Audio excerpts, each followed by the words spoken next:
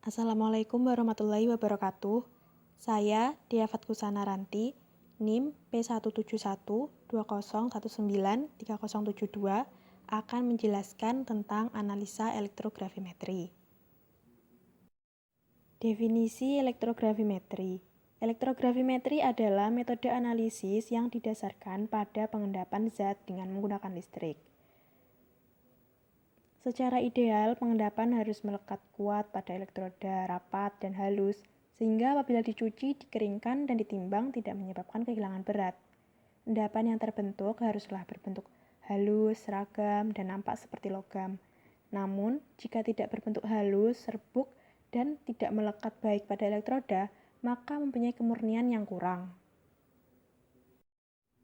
Selanjutnya adalah istilah dalam analisis elektrogravimetri, yaitu terdapat sel volta atau galvani, dan sel elektrolisis adalah suatu sel yang terdiri dari dua elektroda dan satu atau lebih larutan dalam wadah.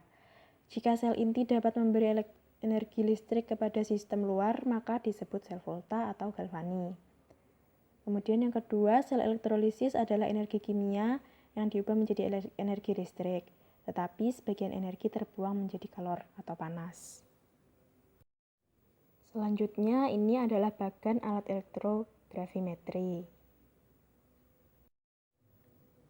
Prinsip kerja alat elektrogravimetri yaitu sama dengan analisis secara gravimetri. Hanya saja di sini ada elektrogravimetri zat yang akan ditentukan akan mengendap atau menempel pada elektroda selama proses elektrolisis. Nah, jadi analisis elektrogravimetri ini didasarkan pada prinsip sel elektrolisis, di mana penentuan jumlah listrik dan variabel waktu menjadi sangat penting. Selanjutnya, ini adalah syarat-syarat yang harus dipenuhi untuk analisis elektrogravimetri, yaitu ion logam dengan elektrolisa akan mengendap pada katoda, efisien elektrolisa tidak perlu 100%, namun efisien pengendap yang harus 100%. Bila sampel terdiri dari logam-logam, maka untuk mengambil salah satu logamnya cukup dengan mengatur potensial elektrolisa yang sesuai. Apabila arus listrik mengalir ke dalam suatu sel elektrokimia, keseluruhan potensialnya dapat dipengaruhi oleh 3 fenomena, yaitu timbul potensial ohmik, atau disebut potensial jatuh, di mana harga diri potensial ohmik ini sebesar IR. Dan didapat rumus E sel sama dengan E katoda dikurangi E anoda dikurangi IR.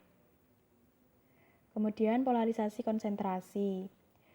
Polarisasi konsentrasi timbul apabila gaya difusi, gaya tarik-menarik elektrostatik, dan pengadukan mekanik tidak cukup untuk mengangkat reaktan dari atau menuju ke elektroda. Lalu polarisasi kinetik timbul karena laju reaksi elektrokimia salah satu atau kedua elektroda itu berlangsung secara lambat. Selanjutnya adalah hukum yang mendasari analisis elektrogravimetri.